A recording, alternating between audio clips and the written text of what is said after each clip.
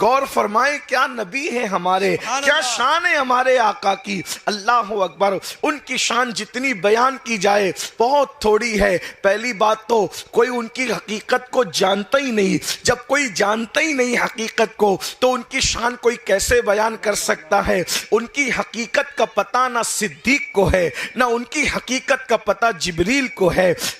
غالب نے ایک مرتبہ کہا تھا، کسی نے غالب کو کہا تھا کہ تو نے بہت سی غزلیں لکھی، ذرا آقا کی نعت بھی لکھ، تو اس غالب نے کہا تھا اور بڑے مزے میں کہا تھا کہ غالب ثنائے خواجہ بیزدہ گذاشتیم، غالب ثنائے خواجہ بیزدہ گذاشتیم، ذات پاک مرتبہ دانے محمد اس۔ ارے غالب میں رسول اللہ کی شان لکھوں گا، میں حضور کی شان لکھوں گا، اس لیے کہ جو شان جانتا ہے وہی شان لکھ سکتا ہے، اس لیے نبی کی شان بیان کرنے کا معاملہ اللہ کو سونپ دو، کیونکہ اللہ کے سوا کوئی ان کی شان کو جان ہی نہیں سکتا۔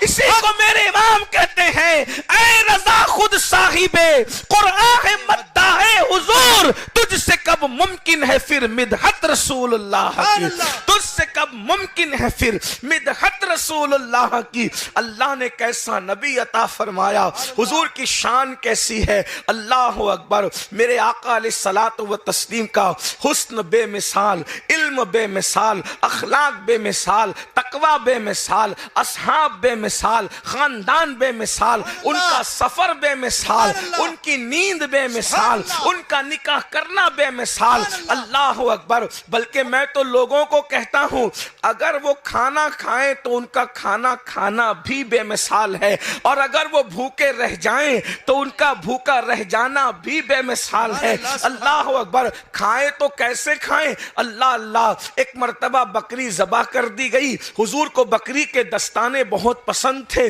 اور بکری کے دستانے دو ہی ہوتے ہیں، دستانے سمجھتے ہیں آگے کے جو دو حصے پیر کی طرف کے ہوتے ہیں اس کو دستانے کہتے ہیں، تو اور پیچھے کے حصے کو ران کہتے ہیں ہمارے یہاں، آپ کے یہاں کیا کہتے ہیں مجھے اس کا علم نہیں ہے، لیکن بہرحال دستانے دو ہی ہوتے ہیں، اللہ اکبر۔ دستانے جو ہے وہ بہت پسند تھے، دستانے کا گوشت پسند تھا، ہانڈی میں گوشت بنایا گیا، دستانے نکالے، حضور علیہ السلام صحابہ کے ساتھ کھاتے تھے، کھانے کی عادت تھی سب کو لے کر کھاتے تھے، سب دستانے آئے، سب نے مل کر کھایا، فرمایا دوسرا بھی نکال دو، دوسرا نکالا، وہ بھی سب نے مل کے کھایا، فرمایا تیسرا بھی نکال دو۔ جو صاحب نکالنے بیٹھے تھے انہوں نے کہا ہمارے ماں باپ آپ پہ قربان، صرف دو ہی دستانے ہوتے ہیں۔ حضور نے مسکرا کے کہا تو نے منع کیوں کیا؟ اس لیے کہ میں کہہ رہا تھا، میں توجہ فرمائے، کیا فرمایا؟ میں کہہ رہا تھا، میں واللہ اگر تو نہ نہیں کہتا تو جب تک میں کہتا جاتا ہانڈی سے دستانے نکلتے جائے۔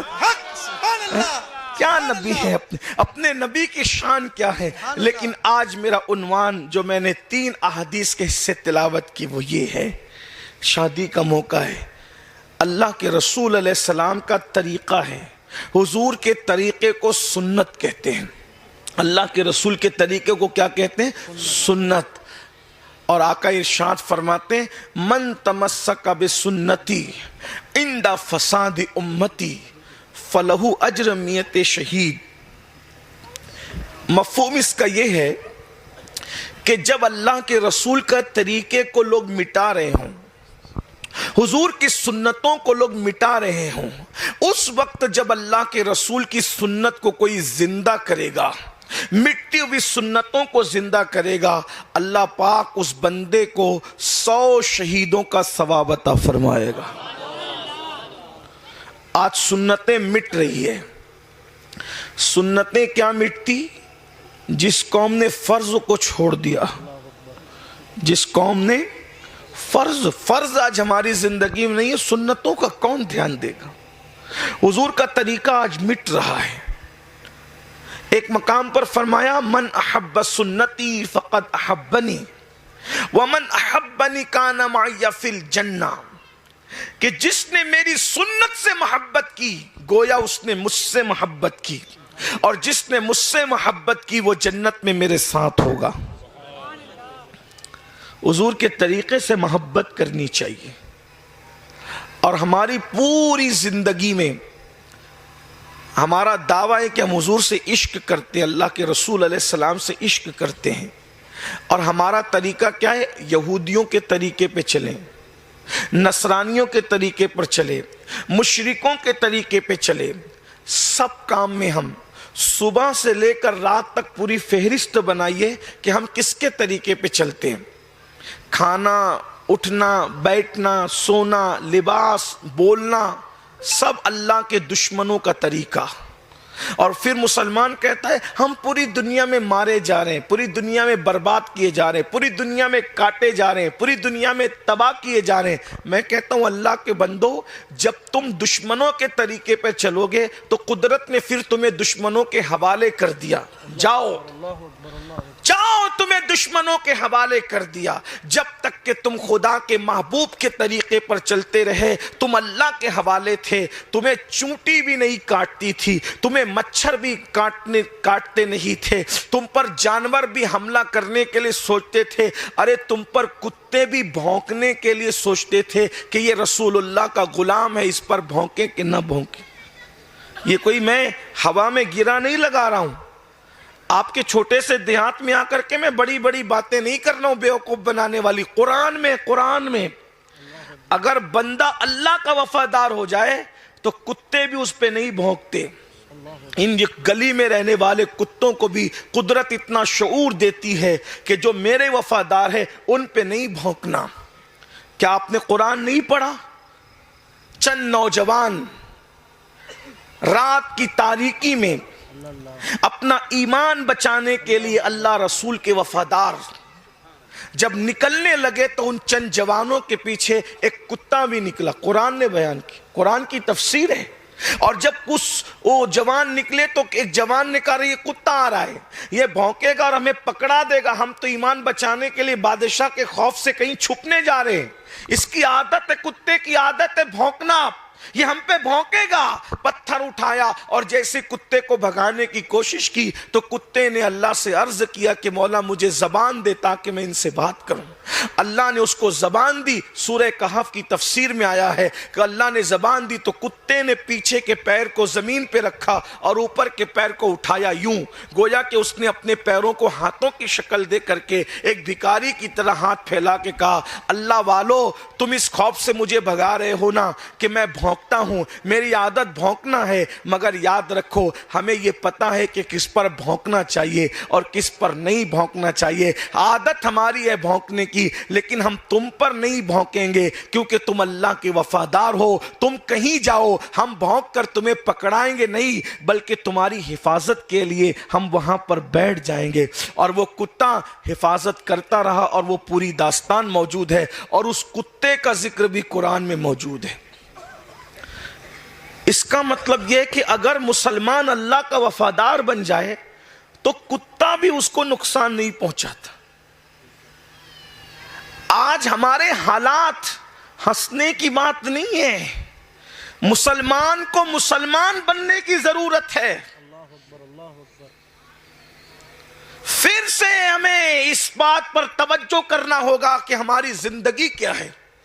بھائیوں، جو لوگ مسجدیں ویران کریں، جو لوگ عورتوں پر پاپ کی نظریں ڈالیں، جو لوگ زنا کے اڈوں تک جائیں، جو عورتوں کو گندی نظر سے دیکھیں، جو حرام لقمے کھائیں، جو سود کھائیں، جو گندی فلمیں دیکھیں، جو چہروں سے داڑیاں منڈا کر سنت رسول کو گٹروں میں بہائے، کیا اللہ تعالیٰ ان کو دشمنوں کے حوالے نہیں کرے گا؟ کیا وہ قوم دشمنوں کے حوالے نہیں ہوگی؟ ارے قدرت بتا رہی ہے کہ یہاں اپنے دشمنوں سے تمہیں پٹوا رہا ہوں زمین کے اوپر، کیونکہ تم میرے نافرمان ہو چکے ہو۔ اور یہ پٹائی کم ہے، کم، اس پہ تو کوئی نہ کوئی اخبار میں لکھ دیتا ہے، کوئی نہ کوئی احتجاج کر دیتا ہے، کوئی نہ کوئی تم سے ہمدردی کرتا ہے، تم بچاؤ کر لیتے ہو۔ اللہ کے نافرمان ہوئے، رسول اللہ کے نافرمان ہوئے تو خدا کے دشمنوں کے ہاتھوں زمین کے اوپر پٹ رہے ہو۔ جب مرو گے تو خدا کے دوستوں کے ہاتھوں، فرشتوں کے ہاتھوں قبر میں پٹے جاؤ گے۔ اور یہاں کی پٹائی تو تھوڑی ہے، وہاں کی پٹائی اتنی خطرناک ہے، نہ ماں بچا پائے گی، نہ باپ بچا پائے گا، نہ ریلی نکال سکو گے، نہ میمورنڈم دے سکو گے، نہ احتجاج کر سکو گے، نہ کچھ کر سکو گے۔ قرآن کہتا ہے ان بطش ربک لشدید، تیرے رب کی پکڑ بڑی سخت ہے۔ قرآن کہتا ہے ان عذاب ربک لواقع، کہ بے شک تیرے رب کا عذاب واقع ہو کر رہے گا، ما لہو من دافع، اور جب وہ عذاب دینے کا فیصلہ کر لے تو دنیا کی کوئی طاقت تجھے اللہ کے عذاب سے بچا نہیں سکتی۔ یہاں پر 10 منٹ کا وقت نماز کے لیے نہیں نکال سکتے۔ تیار ہو جاؤ قبر میں پٹنے کے لیے، تیار ہو جاؤ قبر کے دردناک عذاب کے لیے۔ اور یہاں تو پیٹ کر کے مر سکتا ہے آدمی اور مر کے نجات پاتا ہے، وہاں تو موت کے بعد پھر اور کوئی دوسری موت بھی نہیں، موت مانگیں گے تو موت بھی نہیں ہے۔ تو میں آپ سے یہی عرض کر رہا ہوں، ہم نے سنت رسول کو چھوڑا، اللہ رسول کے فرامین کو چھوڑا، یہاں تک ختنہ کی محفل ہے تو بھی وہاں کہیں دین نظر نہیں آتا، میت ہے تو بھی وہاں کہیں دین نظر نہیں آتا، شادی کی محفل ہے تو بھی وہاں کہیں دین نظر نہیں آتا۔ حضور علیہ السلام کی سنت کی طرف لوٹاؤ، اور حضور علیہ السلام کی سنتوں میں ایک عظیم سنت ہے نکاح، جس کے بارے میں آقا علیہ السلام ارشاد فرماتے ہیں النکاح من سنتی فمن رغب عن سنتی فلیس منی، فرماتے ہیں نکاح میری سنت ہے، نکاح فرماتے میری سنت ہے، اور جس نے استطاعت ہونے کے باوجود نکاح سے منہ موڑا، نکاح کا انکار کیا، فلیس منی، وہ میری سوسائٹی کا ممبر نہیں ہے۔ اب میں تھوڑی سی چند باتیں، زیادہ دیر نہیں، ہمیں بھی سفر پر روانہ ہونا ہے، بہت مختصر سے وقت میں نکاح سے متعلق کچھ غلط فہمیوں کی اصلاح کرنا چاہتا ہوں۔ نکاح کتنی عظیم سنت ہے، نوجوان لڑکوں سے خاص توجہ، اب بچیاں موجود ہیں تو ان کی بھی خاص توجہ، اور جو لوگ ماں باپ بن چکے ہیں ان کے لیے بھی یہ عنوان بہت خاص ہے۔ نکاح وہ عظیم سنت ہے اسلام میں کہ اللہ کا کوئی بھی نبی اور کوئی بھی رسول بغیر نکاح کے نہیں ہوا۔ جتنے نبی اور رسول دنیا میں تشریف لائے سب نے نکاح کیا، سوائے ایک حضرت سیدنا عیسیٰ علیہ السلام کے۔ عیسیٰ علیہ السلام نے نکاح اس لیے نہیں فرمایا کہ عیسیٰ علیہ السلام آسمان پہ اٹھا لیے گئے اور آخری دور میں پھر زمین پر آئیں گے، اور جب آخری دور میں امام مہدی کے دور میں جب وہ زمین پر آئیں گے تو وہ بھی نکاح فرمائیں گے۔ یعنی یہ سارے نبیوں کی سنت ہے جسے نکاح کہتے ہیں۔ اور ایک خاص بات نکاح کے بارے میں آپ کو بتا دیں کہ اگر کوئی بندہ اس نیت سے نکاح کرے، نمبر 1 کہ یہ میرے آقا علیہ السلام کی سنت ہے، نمبر 2 نکاح کرنا اس لیے میں چاہتا ہوں کہ میں پاک دامن رہوں، یعنی بدکاری کی طرف میں نہ جاؤں، نمبر 3 اس لیے نکاح کرنا چاہتا ہوں کہ حضور کی امت میں اضافے کا سبب بنوں، تو اس کی برکت کیا ملے گی؟ جب تک اس کا نکاح باقی رہے گا، وہ سو رہا ہو، کھا رہا ہو، بیٹھا ہو، چل رہا ہو، ہر وقت فرشتوں کا قلم چلتا رہے گا اور فرشتے اس کے لیے ہمیشہ نیکی لکھتے رہیں گے۔ ہر وقت نیکی کا سلسلہ چلتا رہے گا۔ کیوں؟ کیونکہ جو عبادت جب تک جاری رہتی ہے اس کا ثواب اس وقت تک لکھا جاتا رہتا ہے۔ مثال کے طور پر میں ابھی سویا ہوا تھا قیام گاہ پر، اٹھا، وضو کیا، وضو کرنے کے بعد اب جب تک انشاءاللہ میرا وضو باقی رہے گا، جب تک وضو باقی ہے فرشتے نیکیاں لکھتے رہیں گے، کیونکہ حضور کی حدیث ہے جب وضو کرنے والا وضو کرتا ہے جب تک اس کا وضو باقی رہے گا فرشتے نیکی لکھتے رہیں گے۔ مثال کے طور پہ اگر 8 گھنٹے تک بھی میرا وضو باقی رہا تو 8 گھنٹے تک انشاءاللہ نیکی لکھتی جاتی رہے گی۔ لیکن انسانی تقاضا ہے، بشری تقاضا ہے، اگر میں استنجا کے لیے چلا گیا، حاجت کے لیے چلا گیا، وضو ٹوٹ گیا تو نیکی لکھنے کا سلسلہ ختم ہو جائے گا۔ بات سمجھ میں آتی ہے میری؟ صحیح ہے. پھر میں نے اٹھنے کے بعد نماز پڑھی عشاء کی, تو نماز شروع کی, جب سے نماز شروع کی ثواب لکھا گیا, جیسے سلام پھیرا نماز کا ثواب لکھنا بند ہو گیا. یہی بات ہے. کوئی حج کو جا رہا ہے, حج کو جانے کے لیے گھر سے نکلا اور جب تک کہ حج پہ رہے گا لوٹ کر نہیں آتا, اس کے لیے ثواب لکھا جاتا رہے گا. یعنی جب سے آپ عبادت شروع کریں تب سے ثواب لکھا جاتا ہے, اور جب تک عبادت میں رہیں تب تک ثواب لکھا جاتا رہے گا. تو نکاح بھی تو عبادت ہے. اس کی شروعات ہوتی ہے میں نے قبول کیا, اور جب تک میاں بیوی ایک دوسرے کے نکاح میں رہیں گے اس وقت تک ان کا ثواب لکھا جاتا رہے گا. کتنا ثواب ہے کوئی اندازہ کر سکتا ہے؟ یہ ثواب تو دے کے کوئی اندازہ کر سکتا ہے؟ اللہ اکبر. یہ ہے نکاح کی برکتیں. اسی لیے اللہ کے رسول علیہ السلام نے نکاح پہ بہت زور دیا. نکاح کرو, نکاح کرو, نکاح کرو. فرمایا نکاح کرو, کیونکہ نکاح کرنے سے نگاہوں کی حفاظت ہوتی ہے. نکاح کرو, نکاح کرنے سے ایمان محفوظ ہوتا ہے. یہاں تک فرمایا جس نے نکاح کیا اس کا آدھا ایمان محفوظ ہو گیا, اور آدھے ایمان کے بارے میں وہ اللہ سے ڈرتا رہے. ایک مقام پر فرمایا جس نے نکاح کیا اس کا ایمان مکمل ہو گیا. بلکہ نکاح کے بارے میں ایک بات یاد آئی ابھی وہ آپ کو سناؤں. ہمارے بہت بڑے بزرگ ہیں,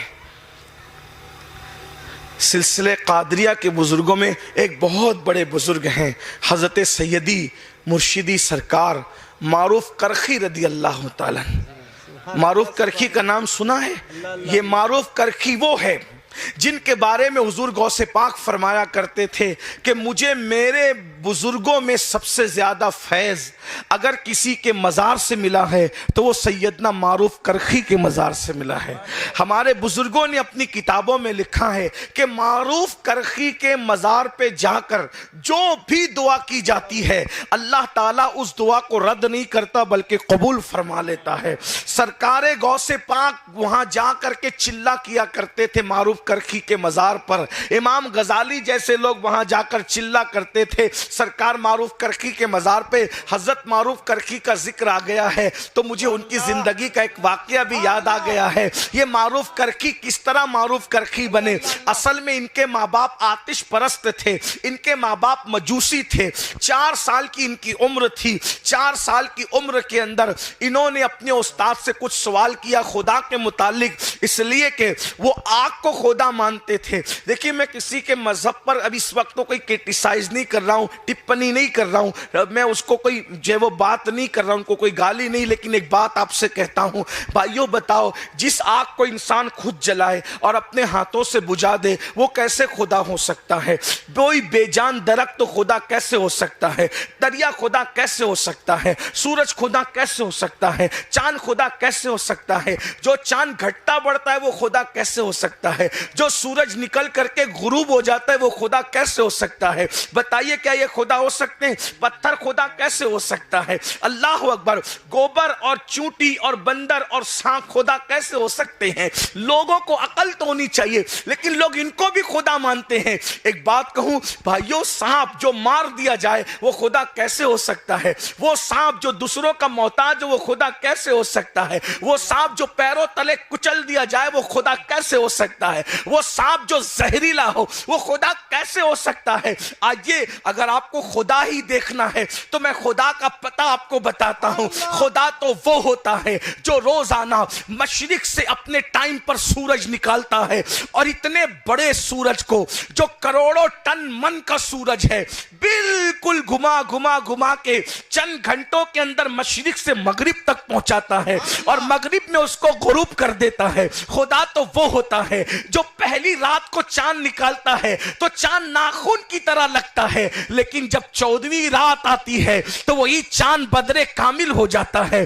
وہ خدا ہے جو اتنے پتلے چاند کو بدرے کامل بناتا ہے اور اس کے بعد گھٹاتے گھٹاتے گھٹاتے چاہتے پھر 27 تاریخ کو اس کو پھر چھوٹا کر دیتا ہے، وہ خدا ہوتا ہے۔ بلکہ مختصر پڑھ دوں، خدا کون ہوتا ہے؟ جو پھولوں میں خوشبو پیدا کرتا ہے۔ بتاؤ ہے کوئی پھولوں میں خوشبو پیدا کرنے والا؟ وہ خدا ہے جو پھولوں کو خوشبو بھی دیتا ہے، نزاکت بھی دیتا ہے، نکھت بھی دیتا ہے۔ اتنی بڑی رات آ گئی ہے لیکن صبح ہوتے ہوتے یہ رات کی چادر لپیٹ دے گا اور اس کے بعد صبح کا سویرا نمودار کرے گا۔ تو خدا وہ ہے، بلکہ خدا وہ ہے جو رات کی چادر سمیٹ کر دن لاتا ہے، دن کی چادر سمیٹ کر رات لاتا ہے۔ خدا وہ ہے جس نے ستاروں کی انجمن سجائی، خدا وہ ہے جس نے چاند بنایا، خدا وہ ہے جس نے سورج بنایا، خدا وہ ہے جس نے درخت بنائے، خدا وہ ہے جس نے شفق کا جمال بنایا، خدا وہ ہے جس نے افق کی سرخی بنائی۔ ارے خدا کسی زہریلے کا نام نہیں ہے، خدا تو 70 ماؤں سے زیادہ پیار کرنے والے کا نام ہے۔ اللہ اکبر، خدا اللہ اکبر کسی کو ڈسنے والے کا نام نہیں ہے، بلکہ ڈسے ہوئے کو زہر سے بچانے والے کا نام خدا ہے۔ اور وہ خدا کون ہے؟ جس نے بغیر اللہ اکبر پیلر کے اتنا بڑا آسمان بنایا، زمین کا بچھونا بچھایا، زمین سے گھاس نکلتی ہے، تیری انگلیوں سے ناخن نکلتے ہیں۔ جا کر کے تحقیق کر، یہ ناخن نکلتے کہاں سے، یہ بال نکلتے کہاں سے؟ جو بال کو بڑھائے، بال تیرے جسم سے نکالے اسے خدا کہتے ہیں، جو تیری انگلیوں سے ناخن نکالے اسے خدا کہتے ہیں، جو تیری پیدائش سے پہلے تیرے ماں کے سینے میں دودھ پیدا کرے اسے خدا کہتے ہیں۔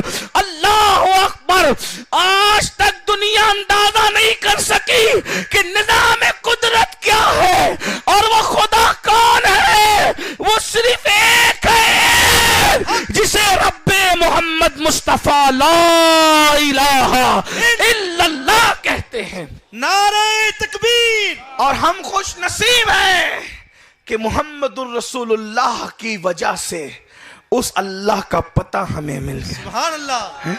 سوچو تو صحیح، سبحان اللہ! اتنا عظیم خدا ہمیں ملا، الحمدللہ! لیکن اس سے رشتہ ہمارا ہے کیا؟ بتاؤ۔ ایم پی سے رشتہ جوڑ رہے ہیں، ایم ایل اے سے جوڑ رہے ہیں، وزیر سے جوڑ رہے ہیں، امیر سے جوڑ رہے ہیں۔ ہر آدمی چاہتا ہے مالداروں سے رشتہ جڑے۔ خدا سے زیادہ بھی کوئی خزانے والا ہے؟ ارے نادان انسان، مالداروں کے پیچھے بھاگنے والوں، خدا سے رشتہ جوڑ کر کے دیکھو، مالدار تمہارے قدموں میں نہ آئے تو پھر کہنا۔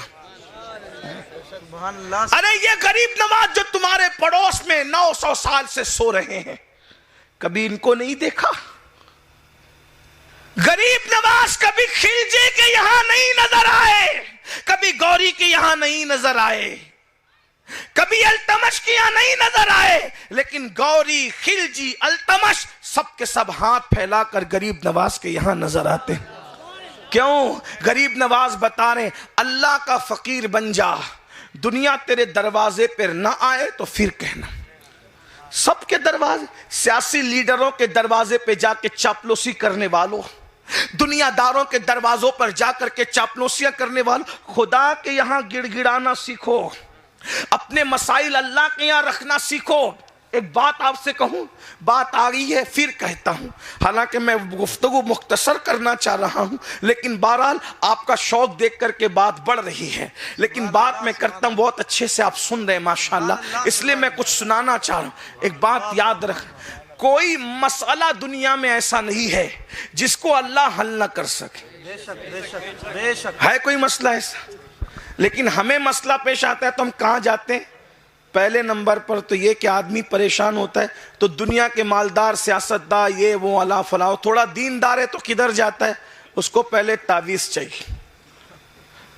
سید صاحب تعویذ دو، حضرت صاحب تعویذ دو، پیر صاحب تعویذ دو، مولانا صاحب تعویذ دو۔ ایک بات آپ سے کہتا ہوں، میں تعویذ کا مخالف نہیں ہوں، لیکن اتنا ضرور کہتا ہوں، سارے کام کبھی تعویذ سے نہیں بنتے۔ تعویذ سے کام بنتے ہیں لیکن سارے کام نہیں بنتے، جو کام بننے وہی بنتے ہیں۔ اس لیے تعویذات سے نکل کر خدا کے دربار میں آنا سیکھو۔